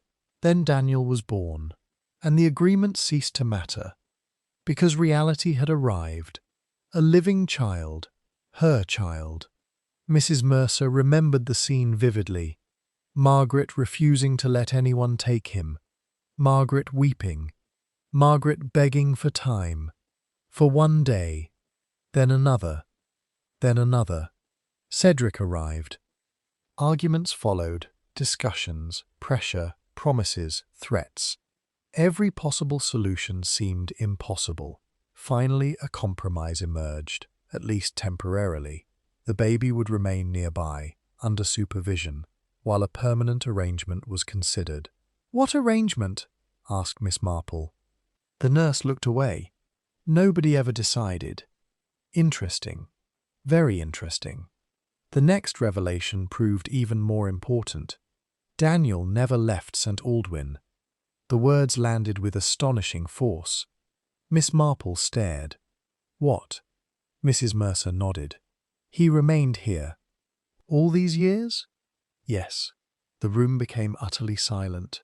For days everyone had assumed Daniel existed somewhere beyond the village, some distant city, some unknown family, anywhere except St. Aldwyn. Yet if Mrs. Mercer spoke the truth, then Daniel had been present throughout the entire mystery. Perhaps throughout the entire investigation. Miss Marple's mind immediately began racing through possibilities. Names, ages, relationships, connections. The implications were enormous. Who raised him? The nurse closed her eyes briefly. I cannot tell you. Cannot? No, or will not. Mrs. Mercer met her gaze steadily. Both. The answer carried genuine conviction. Miss Marple considered pressing further, then decided against it. People frequently revealed more when not cornered. Later that afternoon, Inspector Graves joined the discussion. The nurse repeated much of her story. The inspector listened carefully, taking notes, asking questions, growing increasingly frustrated, because every answer generated new mysteries. You know who raised Daniel? Yes. You know where he grew up? Yes. You know his current identity? The nurse hesitated, then nodded. Yes. The inspector's patience finally snapped. Then tell me. Mrs. Mercer remained calm. No. The room fell silent. Why not? The nurse's eyes filled with sadness. Because exposing the truth destroyed 2 lives already. Her voice softened. I will not destroy a third. After the interview ended, Inspector Graves paced the police station like a caged animal. This is absurd. Miss Marple remained seated. Human beings rarely behave conveniently. She knows everything. Quite possibly. And refuses to help. Miss Marple smiled faintly. On the contrary. The inspector stopped. What do you mean? She helped considerably. He stared. How? By refusing. The explanation failed to satisfy him. Yet Miss Marple had already begun seeing the outline of something important. Mrs. Mercer feared revealing Daniel's identity, not because Daniel was guilty, because Daniel was innocent. The distinction mattered enormously. That evening, another development occurred. One of the recovered Camellia House files finally arrived. Most records remained missing. This particular file had survived. Barely. Water damage obscured portions. Several pages had vanished entirely. Yet enough remained legible. Inspector Graves opened it immediately. Inside rested correspondence between Camellia House administrators and a local solicitor, Arthur Bell. No surprise there. More interesting was a handwritten note attached to the final page. A note written by Cedric Vale. The handwriting was unmistakable. The message was brief. Only one sentence. He must never discover who he is. Nothing more. No name. No explanation. Yet the statement transformed everything. Inspector Graves read it twice, then a third time. "Good Lord," Miss Marple agreed, not aloud, privately, because the note answered a question she had been considering for days. Cedric had not been trying to find Daniel. He had been trying to prevent Daniel from finding the truth, a completely different objective, and one with profound consequences. That night, Miss Marple sat alone beside her fire. The village clock struck 11. Outside, wind rustled the hedges. Inside, her thoughts moved steadily through the puzzle. Daniel remained hidden, yet no longer entirely. She knew several things now. Daniel grew up in St. Aldwyn. Daniel was close enough to matter. Daniel's identity threatened someone. Most importantly, Daniel himself might never have known the truth. The realization felt increasingly certain. Then another thought occurred. Simple, almost embarrassingly simple. Miss Marple rose and walked to her writing desk. There she arranged a list of names. Every man in St. Aldwyn approximately 22 years old. Every person who might fit. The list proved shorter than expected. Very short indeed. She studied it carefully, then slowly crossed out several names, one by one, until only 3 remained. 3 possibilities. 3 lives connected to a secret born in October 1933. One of them was Daniel, and if Miss Marple was correct, one of them had unknowingly stood at the center of the mystery from the very beginning. Meanwhile, somewhere else in the village, another person sat awake in darkness, watching rain strike a window, thinking about the same secret, and realizing, perhaps for the first time, that Miss Marple was drawing dangerously close to the truth, close enough that desperate measures might soon become necessary. Again. Chapter 10. 3 names remaining. Friday arrived beneath low grey clouds. The weather suited the mood of St. Aldwyn. By now, the village had become divided into camps. Some believed Simon Larkin guilty, others suspected Arthur Bell. A smaller number blamed Margaret Vale. A few particularly imaginative residents blamed all 3 simultaneously. Miss Marple regarded such theories with polite skepticism. Murder investigations often resembled village fates. Everyone wished to participate, regardless of qualification. The list lay on Miss Marple's desk. 3 names. Only 3. 3 men of the appropriate age. 3 lives potentially connected to the events of October 1933. She studied them carefully. The first was Peter Gresham, a schoolmaster's son who now managed a nearby farm. The second was Michael Dunn, a carpenter. The third was Simon Larkin. Miss Marple considered each in turn, not merely their ages, their histories, their relationships, most importantly, their behavior.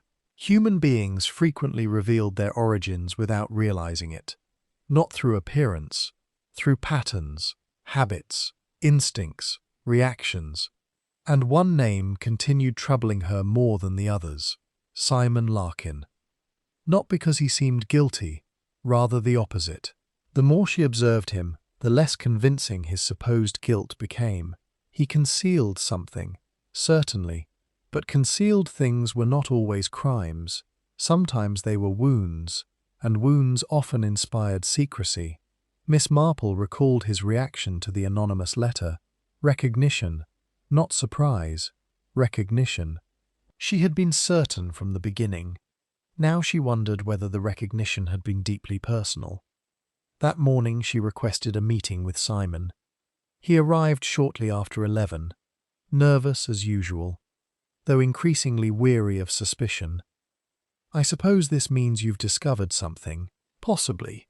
Simon smiled faintly. "That sounds alarming." "It usually is." They sat in her garden. Tea appeared, as always. For several minutes Miss Marple discussed roses. Simon looked puzzled, then impatient. Finally she asked, "Did your mother ever speak about your birth?" The effect was immediate. His expression changed, not dramatically, yet enough. A tiny hesitation, a flicker of uncertainty. There wasn't much to say, was there not? No. Simon looked away. "My parents died years ago." "How sad." The answer came gently.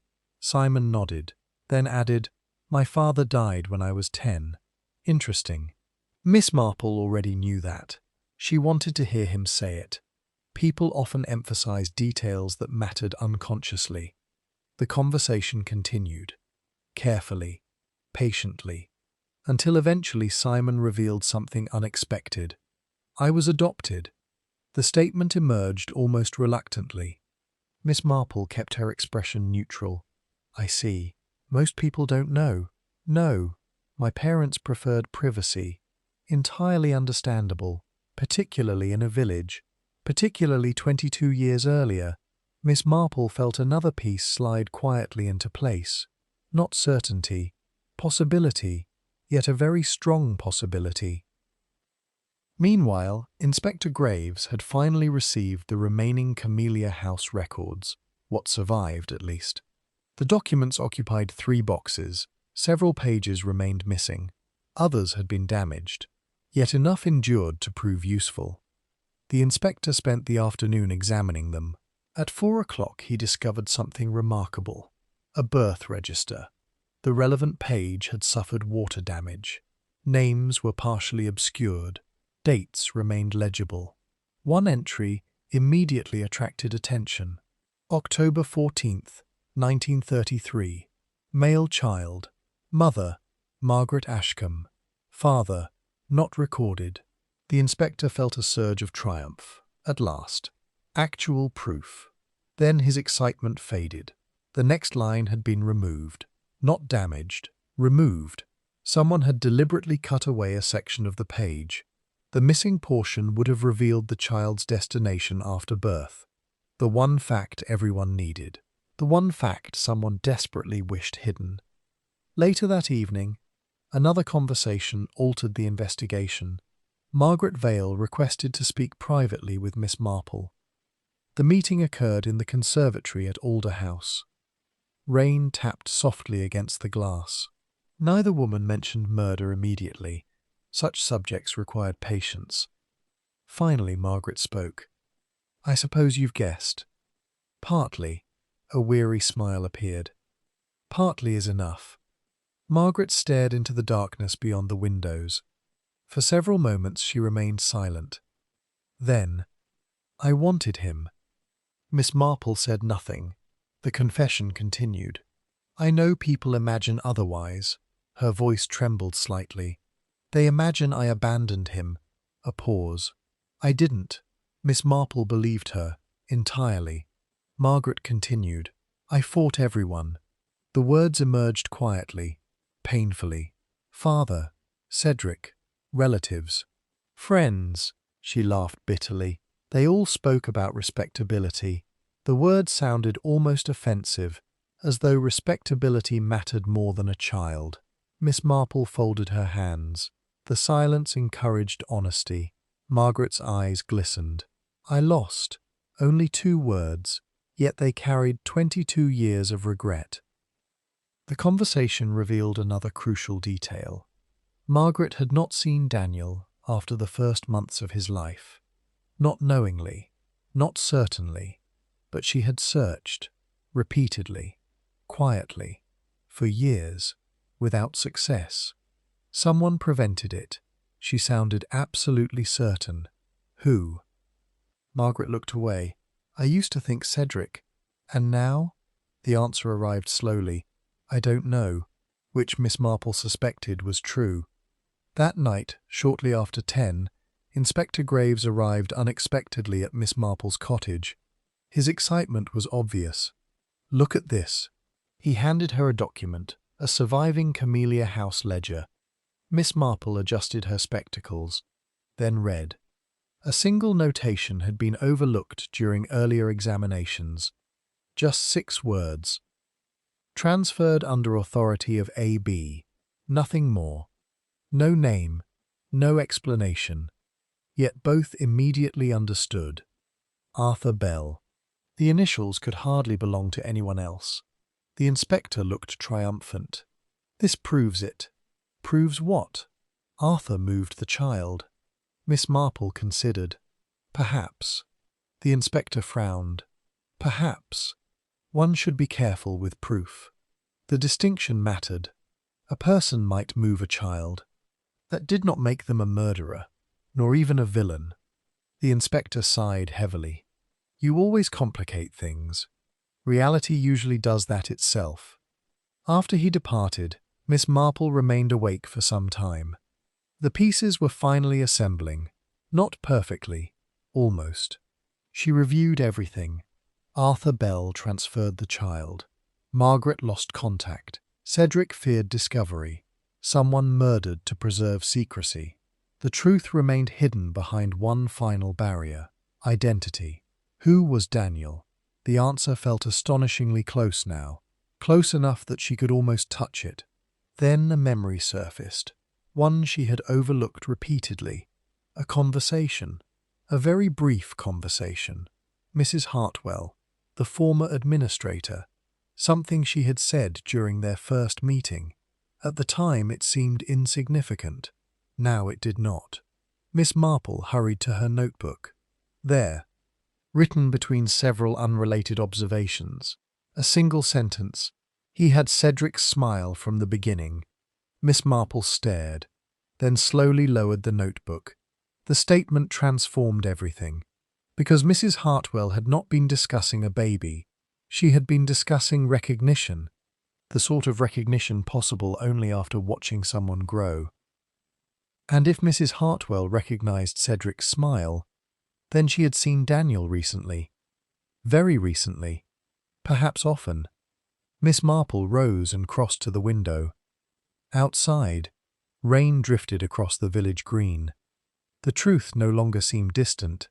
It seemed immediate. One final connection remained, one final contradiction, and somewhere among those 3 names on her desk, one man was about to learn that his entire life had been built upon a lie.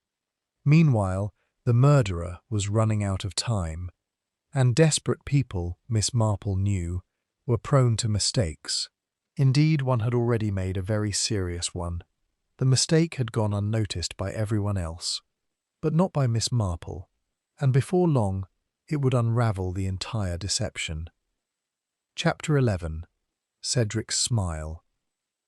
On Saturday morning, Miss Marple finally stopped asking who Daniel might be. Instead, she began asking a different question. Why had nobody recognized him sooner? The answer, she suspected, was surprisingly simple. People saw what they expected to see. Nothing more, nothing less. A child adopted into a respectable family became that family's child. A young man grew up, established himself, acquired habits, friendships, and a place within the village. After enough years, nobody questioned origins, not even the individual concerned, particularly not the individual concerned. At 9:30, Miss Marple paid another visit to Mrs. Miriam Hartwell. The former administrator appeared tired. The recent attack had left its mark. Yet she welcomed Miss Marple warmly. "You've solved it." It was not a question. Miss Marple smiled. "Most of it." Mrs. Hartwell nodded. Then quietly, "It's Simon." There it was. At last. Not speculation. Confirmation. The name settled between them. Neither woman seemed surprised, only saddened. "Yes," said Miss Marple. "Poor boy." The remark carried genuine affection.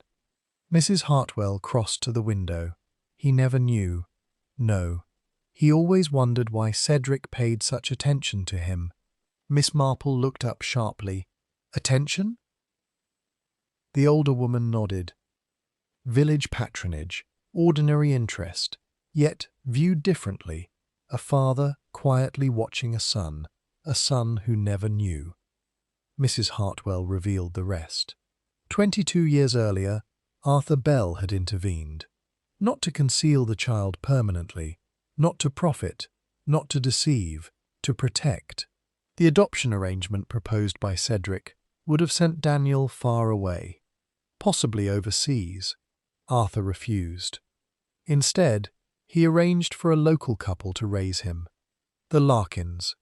Kind people, reliable people, people desperate for a child. The arrangement remained secret, even from Margaret. Partly by necessity, partly through fear, and partly because every attempt to correct the mistake seemed to create a larger one. Miss Marple listened quietly.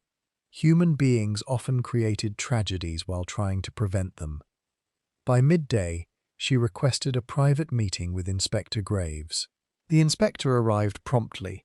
He looked exhausted and impatient, a combination increasingly common.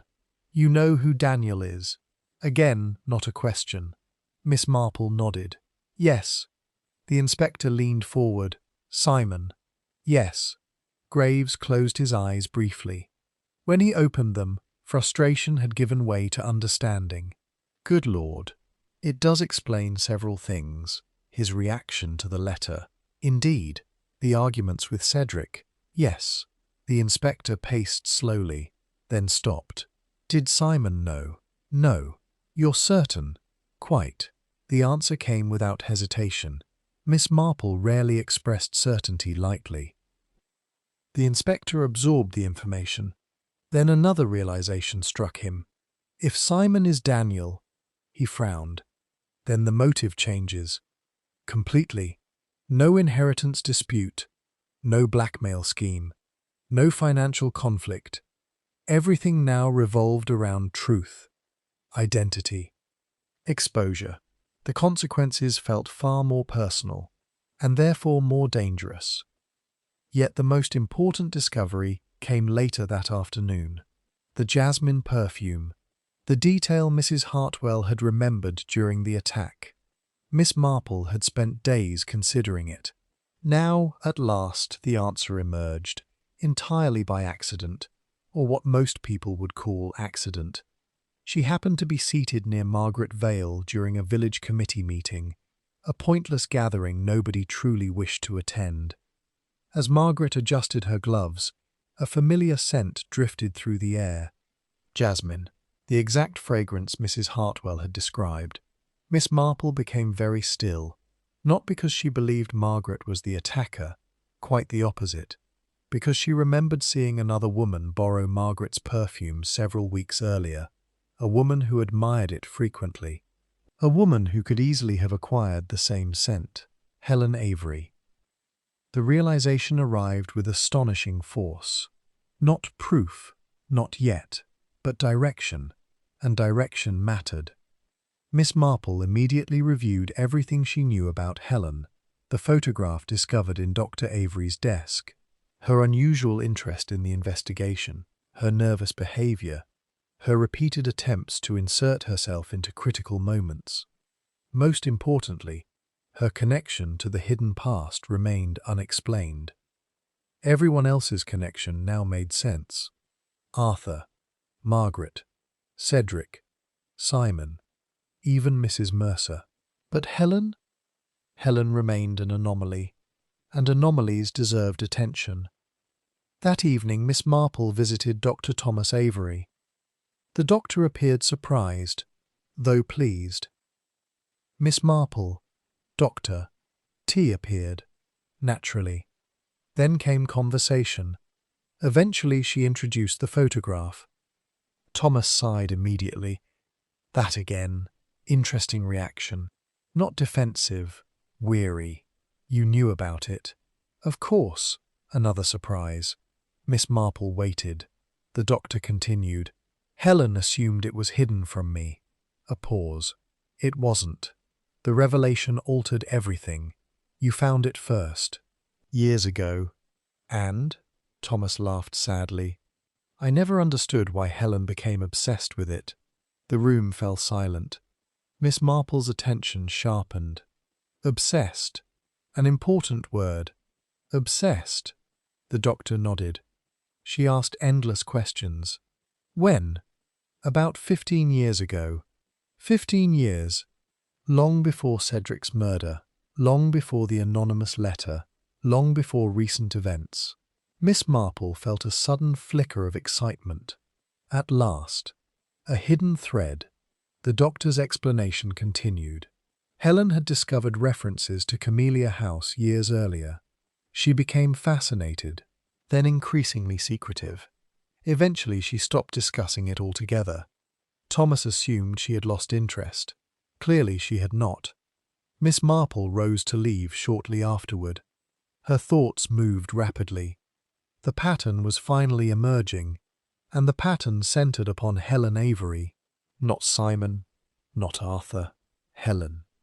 Later that night, Miss Marple sat alone reviewing every clue from the beginning. The anonymous letter, the hidden photograph, the missing records, the attack on Mrs. Hartwell, the second murder. One by one, the pieces shifted into place. Then came the final revelation. Not about Daniel, she already knew that. About motive, the true motive. And once she saw it, she wondered how she had missed it. Because the murders were not committed to hide Daniel's identity. That was merely the surface. The real motive concerned someone else entirely. Someone whose life would be destroyed if the truth emerged. Someone who had far more to lose than Simon. Far more. Miss Marple stared into the fire, then reached for her notebook. There she wrote 3 words. Helen was there. Nothing more. Yet those 3 words explained everything. 22 years earlier. Camellia House, the photograph, the obsession, the records, the murders, all of it. For several moments she sat in silence, then slowly closed the notebook. The mystery was solved. Not officially, not publicly, but solved. She knew who Daniel was. She knew why Cedric Vale died. She knew why Robert Fenwick died. And she knew who had committed both murders. Only one challenge remained, proving it. Which, Miss Marple reflected, was frequently the most difficult part. Because murderers rarely confessed simply because one understood them. No, they required encouragement, a little pressure, a carefully arranged conversation, and sometimes a trap. By midnight, she had already begun planning one. Chapter 12. The Gathering at Alder House.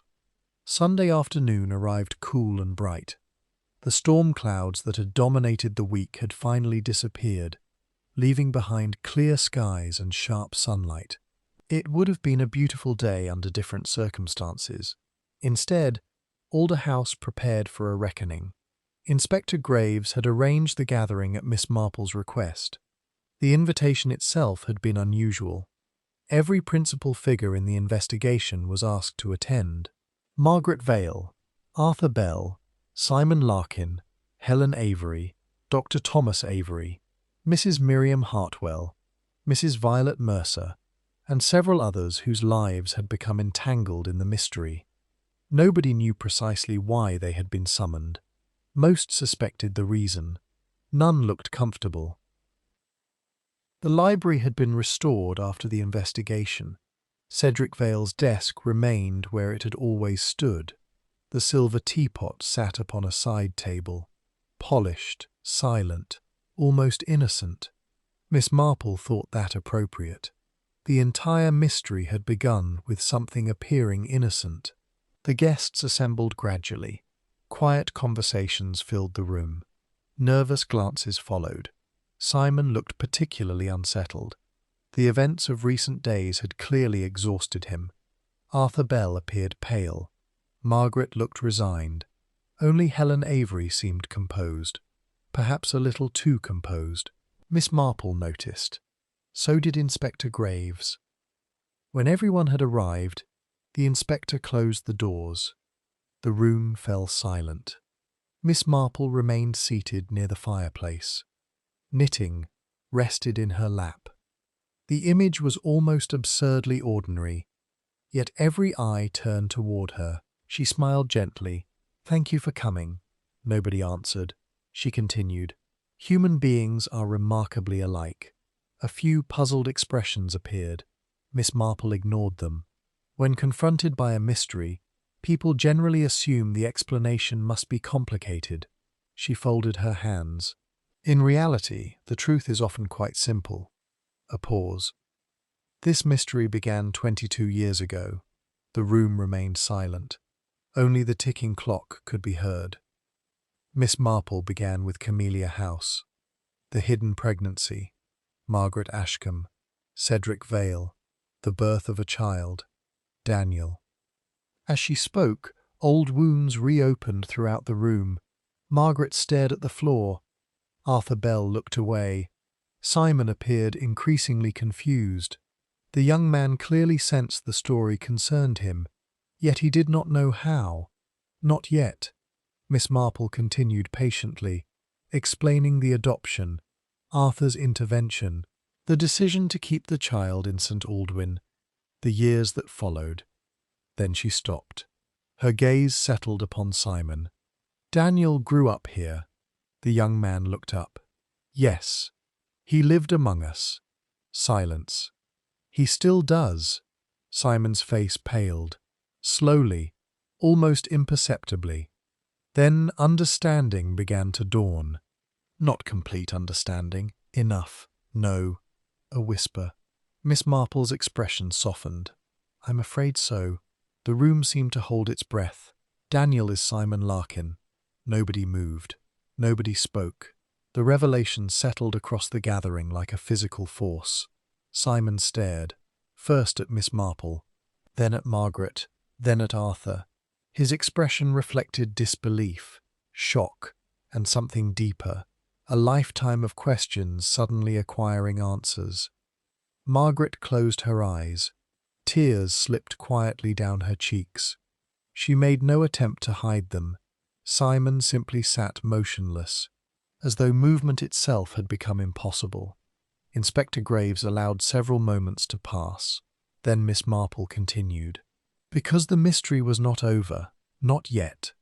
Cedric Vale discovered that the truth might emerge." Her voice remained calm, gentle. "He feared exposure." The inspector nodded. "This much they already knew." Miss Marple continued. Then the anonymous letter appeared. She glanced toward the silver teapot. The letter was genuine. A few surprised looks followed. "Written 22 years ago." Another pause. "It was hidden recently because someone wanted Cedric frightened." Now several people shifted uneasily. Miss Marple's eyes moved slowly around the room, then settled upon Helen Avery. For the first time, the doctor's wife appeared uncomfortable. "Helen," the name sounded almost affectionate, which somehow made it more alarming. Helen forced a smile. "Yes, you placed the letter in the teapot." Silence. Absolute silence. Helen stared, then laughed softly. "That's absurd." "Is it?" "Entirely." Miss Marple nodded thoughtfully. "Then perhaps you can explain why you were searching for Camellia House records 15 years ago." Helen's expression changed. "Only slightly." "Enough." The room noticed. Miss Marple continued. "You discovered the truth long before anyone else." No response. "You learned who Simon really was." Still silence. "You also learned something considerably more important." Now Helen's composure began to crack.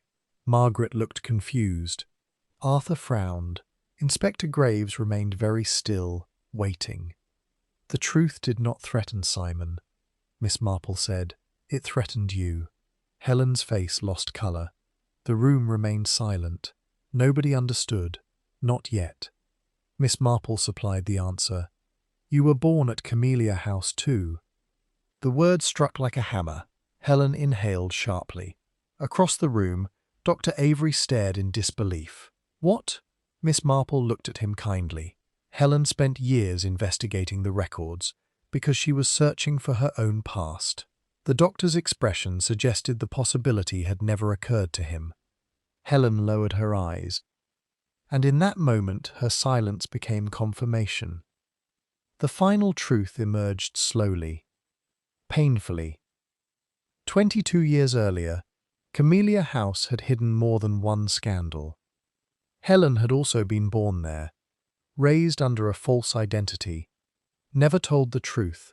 For years she searched. Eventually she found fragments, then records, then names. Finally she discovered something devastating. Her biological father had been Cedric Vale. The room seemed to freeze. Margaret gasped. Arthur looked stunned. Simon stared, unable to process the implications. Miss Marple continued quietly. Simon and Helen were half-siblings. No one spoke. No one seemed capable of speaking. The motive finally stood exposed. Clear, terrible, human. Helen had spent years seeking the truth, years seeking recognition, years seeking answers. When she finally discovered them, Cedric refused her, denied her, dismissed her existence. The rejection became resentment, then bitterness, then hatred. Meanwhile, the truth about Simon threatened to emerge, and if Simon's identity became public, Helen feared the entire secret would surface. Her secret, her history, her humiliation, everything. Inspector Graves stepped forward. Robert Fenwick discovered the records. Helen closed her eyes. A single tear appeared. Yes. The word barely carried across the room, yet everyone heard it. The confession had begun. Miss Marple remained silent, allowing it. Helen continued. "I only wanted the file." Her voice trembled. "He surprised me." Robert confronted her. An argument followed. A struggle. The paperweight. A terrible moment. A permanent consequence. "And Cedric?" asked the inspector. Helen laughed softly. A broken sound. "He never even recognized me." Silence. "He looked at me and saw nothing." Another tear. "I spent years searching for him." Her voice cracked. "And he saw nothing." The room seemed smaller now. The mystery reduced to its simplest form. Not greed, not inheritance, not blackmail. A child rejected, then rejected again as an adult. The emotional wound had never healed. Eventually it became lethal. Helen's confession ended quietly, without drama, without resistance, perhaps because resistance no longer mattered. Inspector Graves approached slowly. She did not move, did not protest, did not attempt escape. The struggle had ended. At last. Long after the others departed, only a handful remained. Margaret, Simon, Arthur, Miss Marple. As it always did, Simon stood near the window. The revelations had changed everything, yet nothing. He remained Simon, the same man he had been that morning. Only now he understood why certain mysteries had followed him throughout life. Margaret approached cautiously. Neither seemed certain what to say. Words rarely proved adequate for 22 lost years. Finally Simon spoke. "You knew?" Margaret nodded. Tears returned immediately. "Yes." A long silence followed. Then, very gently, Simon took her hand.